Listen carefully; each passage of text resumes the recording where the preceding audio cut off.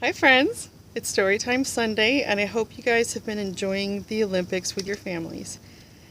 We're not because when TV went digital, we didn't get reception anymore. All that we could get was the Spanish channel and the religious channel and the Spanish religious channel.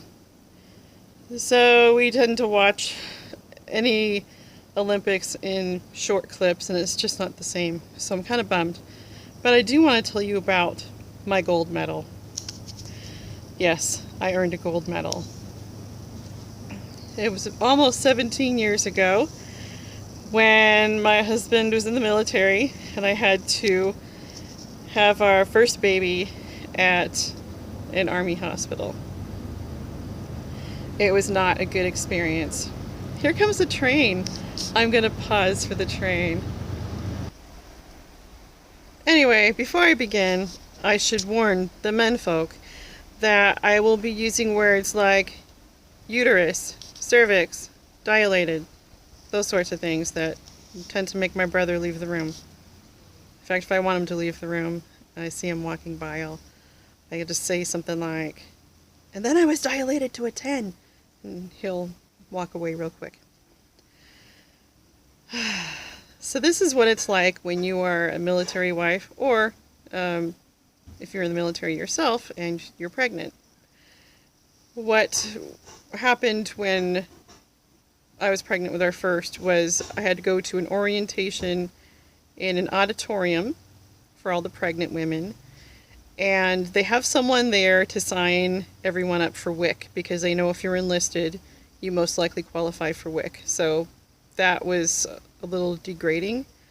I felt like if you know the military is at poverty level, then why not pay us more? I mean, we make a lot of sacrifices.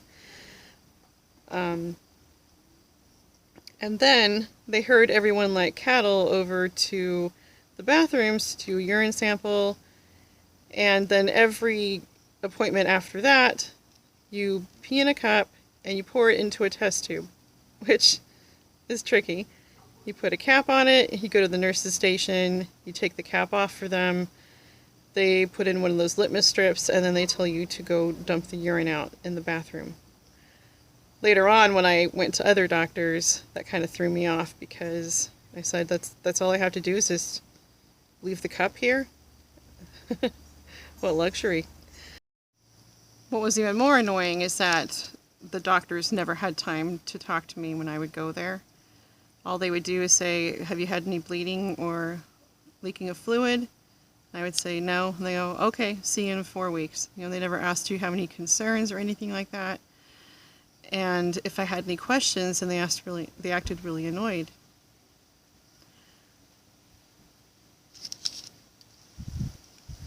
The nurses would do the measuring and checking the baby's heart rate and all of those things. And when I started to have some concerning symptoms, I brought it up to the doctor, and she said, oh, it might be this or it might be that, rather than actually taking a look. And it got bad enough, you know, they didn't catch it. Actually, it took 2 trips, I think, 2 or 3 trips to labor and delivery in preterm labor before they finally discovered the infection I had. So my first trip to labor and delivery, when I was having premature contractions, the really insulting thing, they just kind of assume everyone in the military is a bimbo because the first thing they test you for is chlamydia. And they actually told me that, okay, well, we need to see if you have chlamydia. And my husband and I just kind of rolled our eyes like, yeah, neither one of us has chlamydia. Thanks, though. And when I had to come back 2 weeks later in preterm labor again, they checked me for chlamydia. And I said, I'm pretty sure I haven't caught chlamydia in the last 2 weeks. I go, I haven't been in the mood to catch chlamydia, if you know what I mean. It was a horrible experience because this is a teaching hospital, and my first visit, I was there for 5 hours and they didn't have a bed available, so I was flat on my back on an exam table, And the nurses kept telling me to do different things. One would tell me to lay on my back because they couldn't get the baby's heart rate, and the other one would tell me it was bad for my blood pressure, so she told me to get on my side. The other one would come in again and tell me to get on my back. It was frustrating, so they both thought I was being disobedient. I asked them if they would go have a conference about which way I was supposed to lay down. And they had everyone and their mother checking my cervix. Plus, there was the fun part where the student said, "I can't find your cervix." I said, "Oh, it was there last time they checked." That was, yeah, great. So a more experienced doctor later said, "Oh, if we had done a pelvic tilt, then it would have shown up." After the medication ran out and my symptoms returned, I told the doctor at the clinic, "I think the infection isn't quite gone because I'm having all these contractions again, and these symptoms." And she said, "Oh, I'm sure it got rid of it." And she wouldn't check into it. I mean, you don't even have to send anything to the lab. It's something that, she could have just looked at, but it was just too big of a bother for her. So if a woman is induced and her body's not ready to labor, you'll have contractions, but you won't dilate. So basically what happened was the infection was back, and it wasn't diagnosed, and it was causing me to labor needlessly. And even worse, when I finally went in after being in labor basically for days and it just wasn't progressing, I think the baby must have dropped because they sensed the contractions before just fine, but this time the belt monitor wasn't sensing the contractions. I had started labor about 8 or 9 p.m. on Monday night while I was at choir, and I decided in a hurry I better get home. This was feeling pretty serious. And it was consistently 5 minutes apart from then on. And I was able to sleep between them for the first couple nights, but I didn't sleep Wednesday, Thursday, Friday, Saturday, Sunday, and then I didn't have my son until 2:25 a.m. on Monday. So basically it was a week of labor, which I didn't think was possible, and I never imagined I would go through anything like that, because it didn't occur to me that the doctors wouldn't believe I was in labor. I thought, if you're in labor for X amount of hours, then they're just going to do a C-section. But that's not what happened. And I decided, I'm not going to go in until things are progressing. And once it finally felt like it was, when I went in, I wasn't dilated at all, and I was 75% effaced. That was it. That was Friday night. So they sent me home. I came back 24 hours later on Saturday night, and I was close to 100% effaced, but not dilated at all. And they kept me there because my blood pressure was high. And I'm sure it was because I was stressed out, hadn't slept, and I was throwing up on top of that. So they decided to keep me for a 12-hour urine test to test me for preeclampsia. It took me until Sunday morning. So from Monday to Sunday morning, it took me that long to get to 1. And of course that was very discouraging, and they had also given me some kind of sedative to try to help me sleep, but all it did was make the room spin. And at this point my husband was so sleep deprived too. He was sick. I felt terrible. And then they were going to send me home again because they still didn't believe I was in labor because the contractions weren't being sensed. And I had the most annoying male nurse who kept coming into the room, and so he would say, "Why are you sick?" Or "Why are you sick?" Or "Why are you throwing up? Are you sick?" And I said, "No, I'm in labor." And then I was shaking like crazy. why are you shaking? Are you cold? And I said, I'm in labor. And he goes, well, the monitor doesn't show that you're in labor. And another nurse comes in and goes, well, obviously you're having contractions because you're huffing and puffing every time I come into the room. I said, wow, thank you. And it was validating. And just when they were about to send me home, they said, okay, we'll check you one more time. This was Sunday afternoon, and I was finally at a 3. And this is when I got the doctor who was a huge jerk when I was in preterm labor. He was very abrupt and rough with me and not friendly. I don't even remember him introducing himself. And I think if you're going to check someone's cervix, you should probably tell them what your name is at the very least, right? So without asking me, he decides he's going to break my water. And I had been waiting to walk around. I was waiting for the sedative to wear off so I could walk around and try to get things going. And I had a birth plan that my usual doctor had approved. She said it was fine. And he did an internal monitor and told me I was confined to the bed when I asked if I could go to the bathroom. So the entire labor, he made me use a bedpan. And I was having back labor, on top of that. So that was extra miserable. And then he has rules about what your cervix is supposed to do. You're supposed to do 1 centimeter an hour, or he decides that you need Pitocin. So even though the monitor showed my contractions were strong, he insisted I get Pitocin, and I had a change of nurse. And so I really wish I could find her, and I wish I had written down her name, but it was at Madigan Army Hospital. Her name was Amy, and her last name started with a P, and it was an Italian name. And she was just awesome and really saved the day for me because she was very supportive. Another really annoying aspect was he wouldn't let me get out of the bed for any reason, even to sit in the rocking chair that was right next to the bed.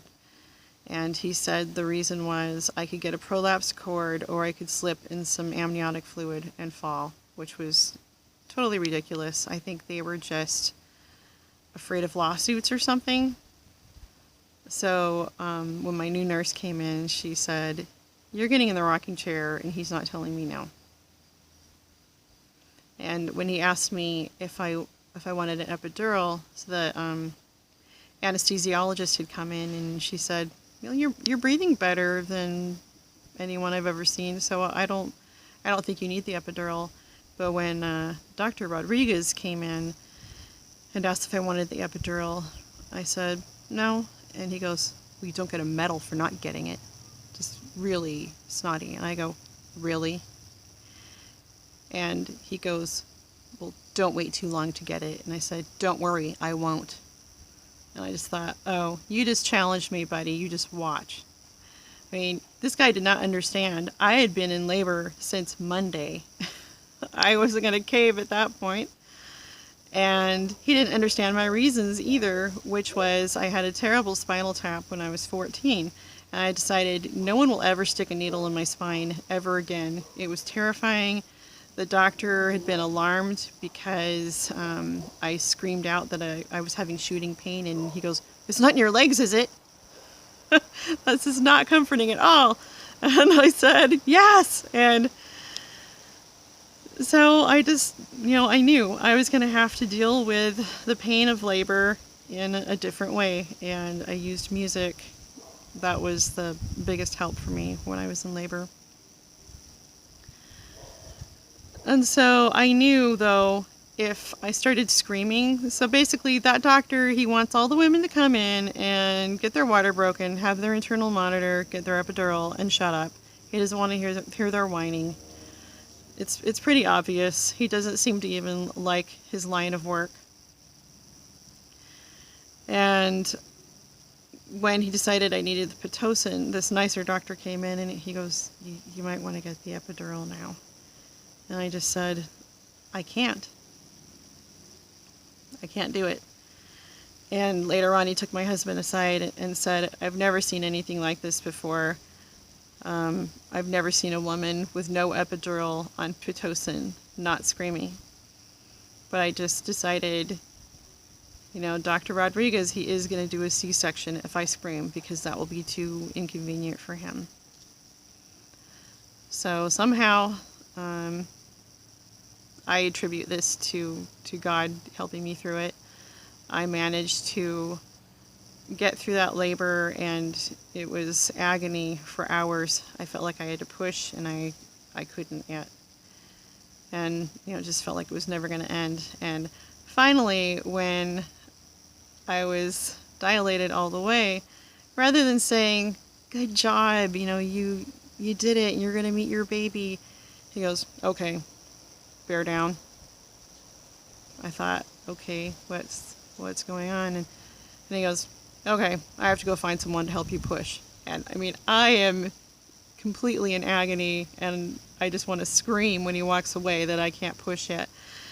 But my nurse had been somewhere, and she came back. I was so happy to see her. And this is the funny thing. She grabbed my hand to help sit me up to push, and she goes, "Ooh, you have soft hands."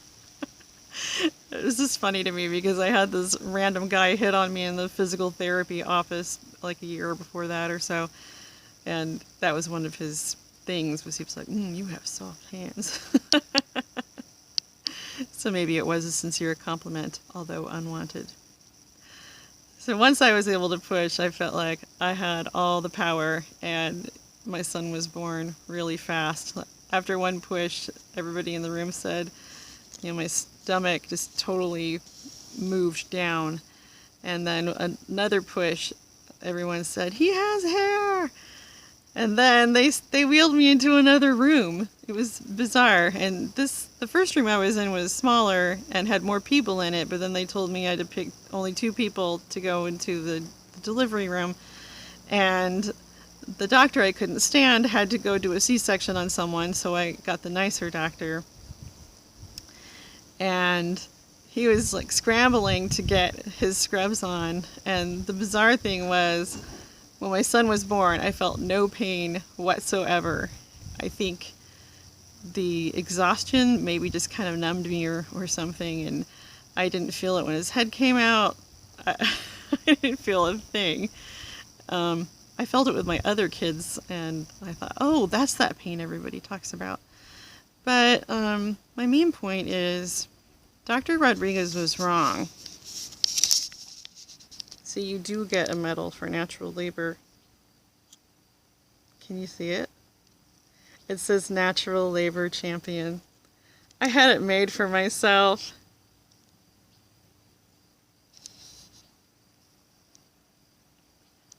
I hope Dr. Rodriguez sees this, because I want him to know that he's wrong and that I'm still angry.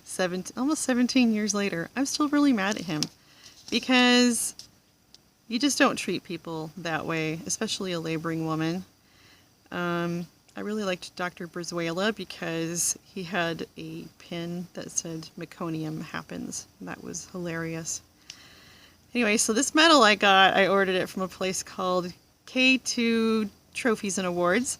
And the lady on the phone was so nice that she helped guide me as to what I wanted to order. She had a good laugh. She said, "Okay, is this something you want for a sporting event?" And I was like, "No, it's kind of a joke. It's a gift to myself. And it's something I wanted to wear every Mother's Day." Actually, I was going to wait until after I had all my children, but I decided I wanted to wear it for inspiration during my last labor, which I did. And then I was telling some stories to my midwife or the nurses, and they go, "Wow, you should get a medal." And I cracked up. I said, "I do have a medal." And so I asked my husband to get it out of my labor bag. And I wore it when my daughter was born. So, and you know what? If you had a C-section, you should also get a medal. In fact, every woman who gives birth should get a medal, because, you know, we're literally risking our lives to bring people into the world. But, you know, the high dive is pretty cool too. Share some of your birth stories with me in the comments, or link to one of your videos if you want. I love birth stories and I never get tired of them.